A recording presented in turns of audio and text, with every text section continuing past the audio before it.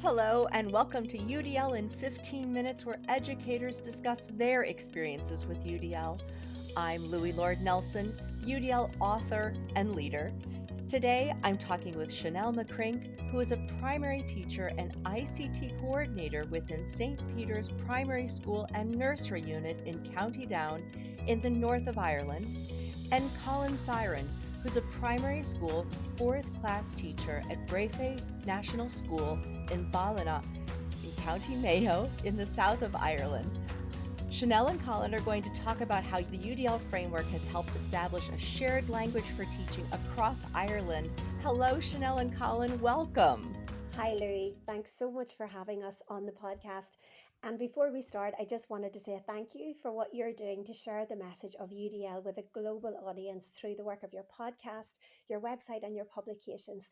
Your podcast was highlighted to us by Liz Hartman, and I often listen to it on car journeys and when I'm out for a walk. And I know that Colin and I are both so delighted to talk a little today about the UDL framework within a recent project that we were part of.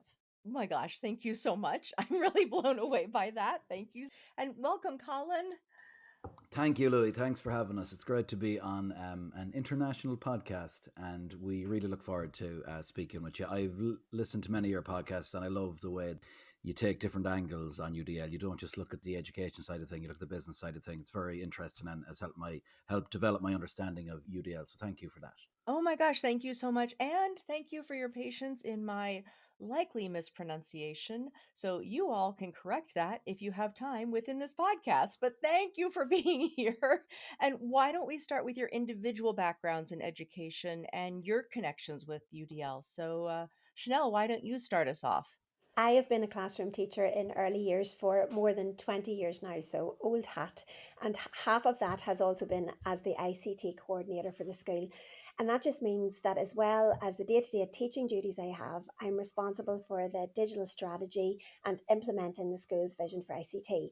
I support the teachers and the students also with their digital skills development. And my background with UDL was through Twitter or X and the Google community of educators, but it came amongst a discussion centered on many other learning frameworks. So it was something that had intrigued me to explore further, and the opportunity to take part in this project came just at the right time. So it really was just a case of right place, right time for me to get involved in the UDL journey. Wonderful. Thank you. And you, Colin? So I've been a classroom teacher in Ireland for the last 15 years. I teach normally third and fourth class, so 9, 10, 11-year-olds. It's a medium-sized school in the west of Ireland, and a school that I'm very proud to be a part of. I don't have a leadership role as such, so I come from a very different place to Chynel, I would say. I have been the de facto ICT coordinator, I suppose, for the last few years, but it isn't an official leadership role. So I've been trying to grow ICT within the school kind of from the ground up. My connection with UDL is I suppose a little more tenuous, I would say, than Chynel's, in that the project we've just completed, I went into not really knowing a lot about UDL, quite frankly. So I'm a new advocate of the UDL world, maybe since last kind of August, September.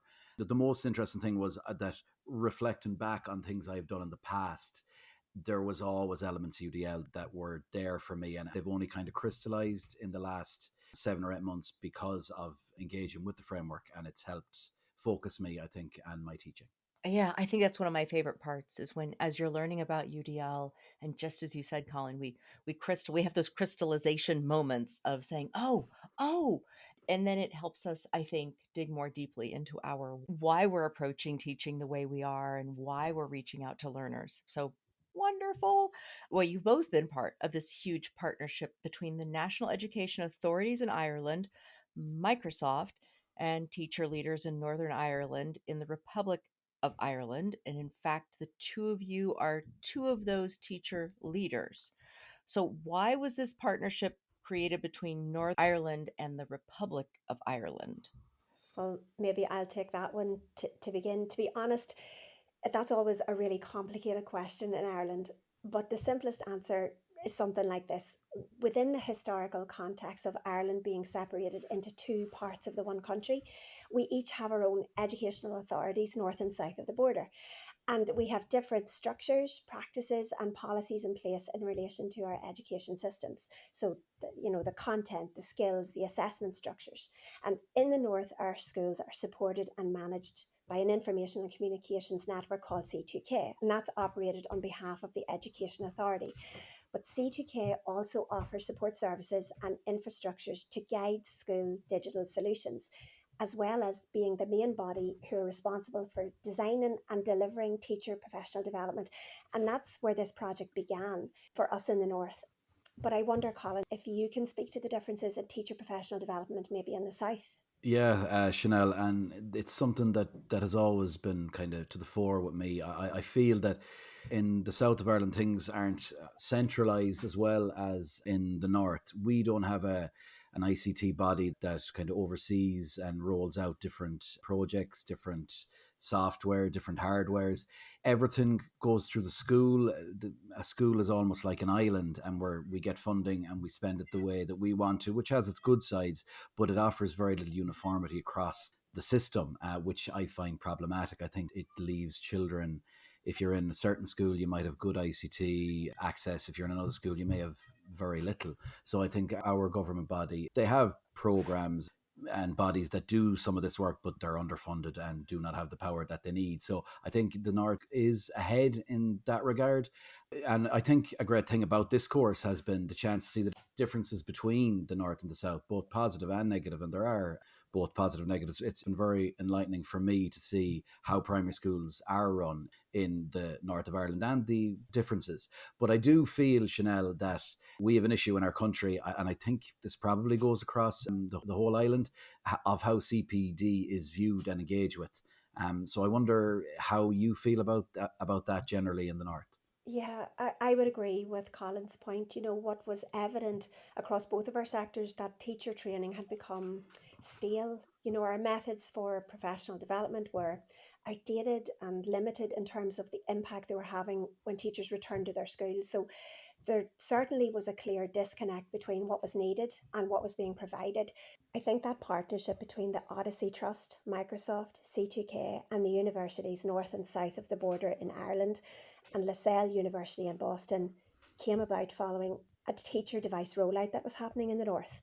And also, there were discussions about what was possible when institutions actively listened to those professional development needs of teachers, but not only delivered those opportunities, but involved the teachers in crafting those opportunities by involving their voices and views of stakeholders, which the teachers were part of. And I think taking part in this course, Empowering Learning through Universal Design for Learning, allowed us to come together across those issues of geography and different systems of education that we have in the north and south, and allowed us time and conversations to examine those persistent inequities in the classroom while being supported by the UDL framework. And I think it reaffirmed personal beliefs in both of us that regardless of the differences in our governing structures, our students had to be at the centre of what we were designing in terms of our teacher professional learning. We felt that for those involved in the project, that impact was becoming evident in a changing school culture, which ultimately is enacted by the principles of UDL, where engagement, representation, action, and expression are at the heart of that learning design. Mm. So first of all, I have to thank you both for just facilitating this podcast. You've done a great job of asking each other questions. It's been fabulous. So everybody's gotten a really good view of this. What I'm reflecting on here is that even like the design, the background of this whole thing of the Odyssey Trust and Microsoft and C2K and the universities north and south of the border in Ireland and LaSalle University in Boston coming together. I mean, already there was this clear design of partnership, and I'm assuming listening. And so then that just it transferred into gathering those voices and views of the stakeholders and especially teachers. And I'm loving this. But my next question is, so that partnership came to be and you both came, but how did you end up as a part of the project in the first place? What was the beginning like? For me, it was, I think I came from left field to this, a place I often find myself. But so Basically I had done some work with Minecraft education. I had a pilot, a competition that was run in the south of Ireland, and my class had done very well in it. But what I saw when I was using these different education tools was that the children on the periphery, the children that didn't always have a voice within group roles in the classroom, became leaders, became the go-to children, and I found it really powerful at the time. So those on the periphery finding their voice really stood out to me. Now, little did I know that that was UDL in practice. That's what was happening. This was before I had engaged with UDL, but I could see that this was something that sparked me, and I really wanted to engage with it. So I ended up doing a little bit of work with Microsoft, and I was approached by someone in Microsoft to head blindly to Belfast one June afternoon and see what this course was all about. To me, Louis, this course was going to be about tech. It was going to be some sort of tech professional development course. What I gathered very quickly up in Belfast was that we were being asked, we were not being told. We were being given agency. We were being given the language and the power to control what way we wanted this CPD to go. Did it go the exact way that I thought when I left Belfast? No, absolutely not. I still didn't really know what UDL was at that point. But I could see that what was being facilitated was going to be, even within the course, was going to be led by us. So I found that fascinating, and I jumped on the course because I felt that it was something very different to the CPD that I was used to. In our schools, if we do a summer course, which is CPD, we get 3 extra days off a year. So most teachers just do a summer course so that they can have the 3 days. That's not child centered. That's I need more holidays centered. So it doesn't facilitate serious CPD where a teacher can really flex their muscles. But I could see with this one, and I've done leadership courses before where I was just going through the motions. I could just see that this was going to hit different, and I felt it was something that I could do. But how I came into it is from somewhere out in left field. Yeah, yeah. And so, Chynel, what was it like for you in the beginning? Well, I have to be honest about this. I was involved in a few projects with CGK and EA in the months leading up to this. And my connection with that would have been with a man called Eamon, who will make a phone call. And when you get a phone call from Eamon, you answer the phone call. And my own principal has said to me often that I have left, serious meetings where we have been in talks because Eamon has called.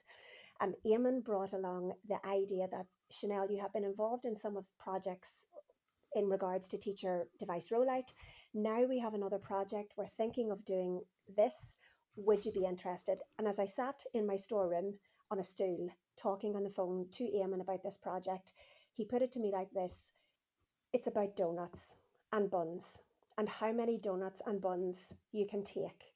And I had to think, and I said to Eamon, I'd like to take all the donuts and all the buns. So rather than a fear of missing out, Louis, I jumped onto this project because it was going to explore something that was on my to-do list, something that was a pipe dream for me to be involved with professors like Liz Hartman and Amy Maynard, who were delivering courses on the design of universal design for learning. And I just was one of the excitable bunnies getting involved in this from the ground. That's awesome. That's so great. Okay. So just letting everybody know, we're going to have a slightly longer podcast because I have another question that I want to ask, and I'm just not going to cut it off. So we're going to keep going. So we've talked about the differences between Northern Ireland and the Republic of Ireland. We've talked about how the design of this was different from other professional development opportunities you've attended, but you both had major ahas on the very first day. And what did it mean to you as a professional, and how do you think that initiated your understanding of UDL? Well, I just remember how nervous we all were in those first few days. There was so much information to take in, and there was a lot of realization within the initial few sessions that UDL was going to be something completely different to what we had all experienced before. And we were listening and engaging with the day's content of the course that we were crafting. But I remember at one point feeling really overwhelmed, Louis, about processing all that new learning. And shortly after, Liz Hartman, who was one of the visiting professors from Boston, offered a different way to engage with the content. So rather than watching a video, she suggested that we might like to read an article and move outside to a different area, just outside the teaching room, to engage. And I remember nervously hopping up and down on the seat, deciding what to do and looking around to see what everybody else was going to do. And Liz noticed and she gently encouraged that I take the choice. And I did. And as I sat outside, listening to the article then through a screen reader and getting a summary of the information through an AI chatbot, I realised I was in the right place and that UDL was going to change me as a person. And I was going to have to let go of what I previously thought to be true about teaching and embrace something that I think has turned out to be the most important personal and professional journey I've taken in my career so far. Very powerful. Very powerful. Colin, what was yours? Yeah, it's funny that it's myself and Chynel that have ended up on this podcast when it was both myself and myself and Chynel were the only two that left the room to read that article. It was an aha moment, I think, for both of us when we saw that this wasn't just something that was going to be talked about. This was something that was being put into practice, put into action. But it's funny, Louis, since we've spoken last, my aha moment I suppose has changed. So a couple of weeks ago, myself, Chynel, and all the other 10 people on the course visited Lasell University just outside Boston in Newton for 2 weeks. We visited schools in the local area. We attended lectures of Amy Maynard and Liz Hartman, and the whole experience was enlightening and just wonderful, with a wonderful group of people. But what I realized in Boston, and I suppose coming to the end of the course and all that we'd engaged with UDL, was what UDL had done was UDL has given me confidence in my own skin, confidence in my teaching, confidence, I suppose, in my own pedagogy, confidence, most importantly for me, in my own leadership skills, because that's something that I don't feel was there beforehand. So of all the things I've done, no course and no framework has ever given me that strength, that enlightenment. I'm no longer on the periphery or in left field. There was a bowling analogy we looked at it in Maynooth, where you aim the bowling, the professionals aim the bowling pin towards the 2 and the 7 or whatever the ones on the edge are, but it catches everything in the middle, and that struck me in Maynooth as something that was very powerful for my students. And I kind of always thought I was just one of the pins in the middle. Yeah. But what UDL has shown me is that we all need to be brought in from the periphery. We all have certain ways that we need to learn and want to learn. So I thought I was in the middle. I'm not. I'm on the periphery, and we need to bring everybody in. I think UDL has done that for me. It's given me strength. Beautiful. So here's 2 takeaways that I just got from your responses. So, like Chynel, you had that experience of going outside and having the article, using the screen reader, using the AI chatbot, just the fact of shifting your context. But what I adore about your reflection and your movement forward is you didn't say, oh, but because I'm an adult, I have those options. I can't give those options to my learners. You have fully adopted UDL on behalf of your learners and have said, no, I need to give everyone these opportunities so they can shine as the learner who they are and provide all of these different ways to come at learning. And that's a true adoption of UDL. It's true adoption. And then, Colin, what you were just talking about of that shift from seeing yourself as possibly formerly, oh, I was part of that average, I was part of those middle pins, but saying, no, every single one of us works along that periphery. And even CAST has shifted their language, because we used to talk about, learners in the margins, but no, we all exist in those margins. It depends on the context. That's what variability is. That's why we all need to adopt it. But then also what you were saying, Colin, is that you have gained your own confidence in your own pedagogy. And again, that is an outcome that I so desire every educator to have as they're growing alongside and with universal design for learning. Because people are like, oh, when do I know I've really applied the guidelines? Well, it's upon that self-reflection. And when you reach these points of having that confidence in your pedagogy, having that confidence in saying, I'm going to try these options with my learners, having the confidence to reflect and go, whoops, didn't work, we're going to try again, something else later. That's when you know you have walked into the milieu of UDL. So this has been beautiful. Thank you so much. It's been a pleasure, Louis. Thank you for having us. Louis, you're very welcome. Thank you so much for having us on your podcast today. Oh, you're so welcome. You're so welcome. So, for those listening to this podcast, you can find supplemental materials like an image montage with closed captioning, that montage with audio descriptions, a transcript, and an associated blog at my website, which is the udlapproach.com/podcasts.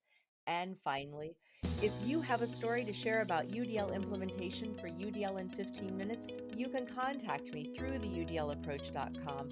And thanks to everyone for your work in revolutionizing education through UDL and making it our goal to develop expert learners.